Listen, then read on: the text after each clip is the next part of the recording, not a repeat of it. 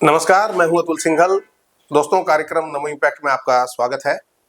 मोदी जी बात कर रहे हैं विकसित भारत 2047 की, इसलिए हम भी आजकल अपने जो कार्यक्रम है वो 2047 को ध्यान में रखकर कर रहे हैं कि किस प्रकार से भारत विकसित हो पाएगा। मोदी जी का जो सपना है वो कैसे पूरा होगा, और कार्यक्रम नमो इम्पैक्ट में हम चर्चा करते हैं मोदी सरकार की नीतियों की, जानने की कोशिश करते हैं इन तमाम मुद्दों को। मोदी जी का जो सबसे ज्यादा इस वक्त ध्यान है वो है मैन्युफैक्चरिंग सेक्टर पे, कि लोग बनाएं। मेक इन इंडिया की बात कर रहे हैं, वन डिस्ट्रिक्ट वन प्रोडक्ट की बात कर रहे हैं, लोकल फॉर लोकल की बात कर रहे हैं। तो इस प्रकार से कि किस प्रकार से निर्यात को बढ़ाया जा सकता है जिससे जीडीपी बढ़ सके। हमारे साथ है राजीव बंसल, जिनकी एक यूनिट है मिंटास के नाम से, काफी पॉपुलर स्टील के बर्तन बनाते हैं, काफी इसके अंदर संभावनाएं हैं और कई देशों में इनका माल एक्सपोर्ट होता है। हम राजीव बंसल जी से जानेंगे कि क्या चुनौतियां सामने हैं, किस प्रकार से मोदी जी का जो सपना है वो साकार हो सकेगा। बहुत बहुत स्वागत आपका कार्यक्रम में है राजीव जी। धन्यवाद अतुल जी, आपका बहुत बहुत धन्यवाद। आपकी जो कंपनी है, आप इतने अच्छे बर्तन बनाते हैं स्टील के, किस प्रकार से निर्यात को देखते हैं, और खास तौर से ऐसे में जब डॉलर के दाम पिछले दिनों गिरे हैं और निर्यातकों को इससे काफी फायदा भी हुआ है, मुझे लगता है, क्या आप कहना चाहेंगे? देखिए, फर्स्ट ऑफ मेरा नाम राजीव बंसल है। मिंटेज स्टील्स लिमिटेड कंपनी का मैं डायरेक्टर हूं और हम 800 SKU made in India products बनाते हैं जी। सबसे पहले जब मोदी जी के विचारों के ऊपर चर्चा आई तो हम तो बहुत ज़्यादा प्रभावित है जी। हमें बहुत फ़ायदा मिला है, बहुत कंपनी ने हमारी ग्रो किया है मोदी जी की नीतियों की वजह से। सबसे पहले एक छोटा सा एग्जांपल देता हूँ जी। हमारे देश में GST लाया गया। हम इतना परेशान रहते थे जी, हर साल 10-15 करोड़ रुपए के सी फॉर्म देने, 10-15 करोड़ के लेने, लोग देते नहीं थे, मांगते रहते थे। एक जैसा पोर्टल हो गया जी, कोई CST GST वैट सारा सिस्टम खत्म हो गया, एक इकलौता GST नंबर आ गया जी। हमें किसी स्टेट में अलग टैक्स था, लोकल अलग टैक्सेस थे, सब बुक्स मेंटेन करनी पड़ती थी। हमें इतना रिलीफ है सिर्फ एक चीज से, हमारे एक CA का काम कम हो गया जी। मतलब और बिजनेसमैन के लिए क्या करेगा जी, मतलब मोदी जी और क्या करेंगे? मोदी जी खुद घर घर बैठ के थोड़ी कुछ करेंगे जी। अब दूसरी बात, अभी जो हमारा चाइनीज माल बैन किया गया है, जिसपे BIS लगाया गया है, हमारे को बहुत बेनिफिट हुआ है जी उस चीज का।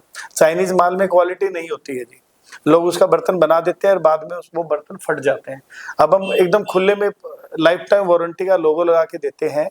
मैं आपको दिखाता हूँ। कोई बात नहीं, इधर से दिखा देंगे, ला दीजिएगा। हाँ। ये लाइफ टाइम वारंटी हम अपने सारे प्रोडक्ट्स पे लिख के देते हैं। अच्छा, लाइफ टाइम वारंटी से क्या मतलब है? लाइफ टाइम वारंटी, कभी बर्तन क्रैक नहीं होगा जी। अच्छा। हम जिंदल स्टेनलेस स्टील का कॉइल यूज करते हैं जो बेस्ट इन इंडिया है। अब चाइनीज कोई मटेरियल यूज नहीं होता है जी।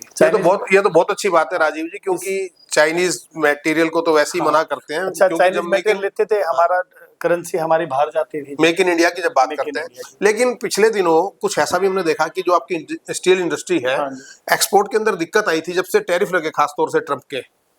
थोड़ी सी दिक्कत आई थी जी, कोई ज्यादा दिक्कत नहीं है। वो टैरिफ लगे फिर धीरे धीरे कम, वो टेम्परेरी दिक्कत थी, कोई ज्यादा दिक्कत नहीं है। और वो सिर्फ अमेरिका से माल जाने वाले प्रोडक्ट्स पे ही दिक्कत थी। हमारे अदर सारी कंट्री चल रही है, ऑस्ट्रेलिया चल रहा है, जापान चल रहा है, UAE चल रहा है, गल्फ कंट्रीज सारी एक्टिव है। सिर्फ अमेरिका जो माल जाता था, एक बार के लिए वो कुछ कम ज्यादा हुआ और किसी क्लाइंट ने लेने से ही मना कर दिया, क्योंकि वॉच वेट एंड वॉच की नीति पे चल रहे थे। तो आप जो एक्सपोर्ट है उसमें क्या स्कोप देखते हैं आप? बहुत स्कोप है हमारे पास। इंडिया में क्या है जी, देखो सबसे पहले मैं कहता हूँ, एक्सपोर्ट और इंडिया दोनों की अगर बात करें ना, हमारे इंडिया में भी बहुत स्कोप है। इतनी वो पॉपुलेशन वर्ल्ड में बताओ किसकी है जी। अगर मैं कहता हूँ कोई आदमी एक्सपोर्ट नहीं भी करना चाहता, अपने देश पे फोकस कर लो। यहीं पे इतनी कंजम्पशन है जिसका कोई हिसाब नहीं है। यहाँ पे कोई सस्ता माल बनाता है तो सस्ते माल के बनाने वाले खरीदार है, और बढ़िया महंगा माल बनाता है तो महंगे वाले खरीदार है। जो आदमी कहता है मेरा काम नहीं चल रहा, मुझे दिक्कत है, मैं क्या समझता हूँ उस आदमी में कमी है जी। क्योंकि बहुत बड़ी मार्केट है, बहुत बड़ी मार्केट है, 150 करोड़ की आबादी है हिंदुस्तान। मैं कहता हूँ अकेला इंडिया और पूरा वर्ल्ड एक बराबर है जी। अकेला इंडिया में हम सफिशिएंट है, और पूरा वर्ल्ड को मैं एक तरफ समझता हूँ। फिर भी एक्सपोर्ट में बहुत संभावनाएं है जी, और एक्सपोर्ट होना चाहिए। हम खुद भी करते हैं। हम अदर देश की करेंसी हमारे देश को आती है, तो इससे जो मैंने ज्यादा, मुझे इकोनॉमिक्स का ज्ञान नहीं है, शायद इससे हमारे देश को बहुत तरक्की मिलती है। हमारे पास डॉलर का जो भंडार बढ़ता है। एक फॉरेन इन्वेस्टमेंट की हमेशा बात करते हैं कि विदेशी निवेश आए। अगर कोई व्यक्ति हिंदुस्तान में काम करना चाहे, आपकी इंडस्ट्री में आके, कोई विदेशी कंपनी, बड़ी कंपनी, तो उसके अंदर भी संभावनाएं देखते हैं आप? हाँ, बिल्कुल संभावनाएं। आजकल ये लोग स्टार्टअप करते हैं। अब मैं नाम नहीं लूंगा, हमारे स्टेनलेस स्टील इंडस्ट्री में भी 1-2 कंपनियों ने अपना बढ़िया ब्रांड बना के रीसेल कर दिया है। वो विदेशी टाइप की कंपनी है जी, बहुत बड़े बड़े ब्रांड है, इलेक्ट्रॉनिक्स के ब्रांड है, उन्होंने स्टील की कंपनी खरीद ली, स्टेनलेस स्टील वाली कंपनी, नॉट स्टील, स्टील तो लोहा होता है, स्टेनलेस स्टील। तो बहुत स्कोप है जी, सब लोगों का रुझान है अपने देश के ऊपर, अपने देश के यूटेंसिल्स के बिजनेस पे भी और देशों का बहुत रुझान है। राजीव जी, अगले 20 साल में भारत को कहाँ देखते हैं आप? वर्ल्ड लीडर, वो लीडर वर्ल्ड देखते हैं? Leader 100%, 100%, not 99। जो मोदी जी का सपना 2047 का है ना जी, वो बहुत पहले पूरा हो जाएगा। और नंबर 3 पे तो हम इसी साल आने वाले हैं वर्ल्ड में।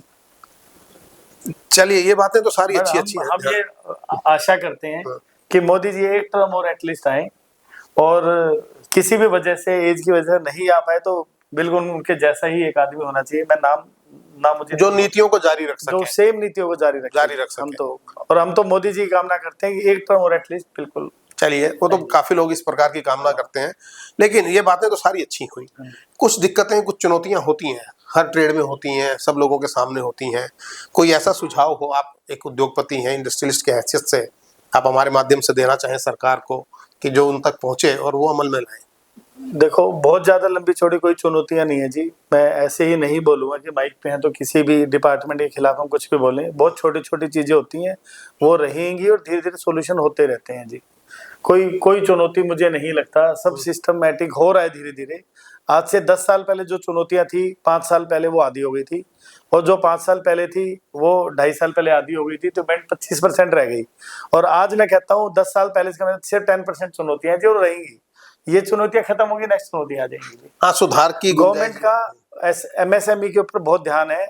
हमें कोई भी कमेंट करने का, मैं तो कह रहा हूँ, राइट ही नहीं है। अकेले मोदी जी पूरा देश चला रहे हैं, कितने 200 करोड़ पता नहीं कितनी पॉपुलेशन है, तो वो जितना कर रहे हैं जी, मैं कह रहा हूँ हेड्स ऑफ है। चलिए, कोई मैसेज देना चाहें हमारे माध्यम से, आप कुछ कहना चाहेंगे? मैसेज यही जी, बस मोदी जी जीवित रहे और यही प्रोग्राम अभी 10 साल और चले। चलिए, और हमारी भी तरक्की हो और देश की भी तरक्की हो जी। बहुत बहुत धन्यवाद। राजीव बंसल जी, जो एक उद्योगपति हैं, उन्होंने बताया कि किस प्रकार से 10 साल में बदलाव आया है। विकसित भारत का सपना जल्द पूरा होगा।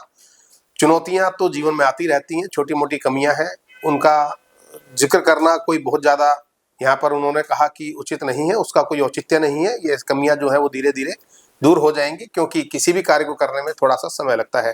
कार्यक्रम नमो इम्पैक्ट में आज इतना ही। अगले कार्यक्रम में फिर मिलेंगे। नमस्कार। नमस्कार।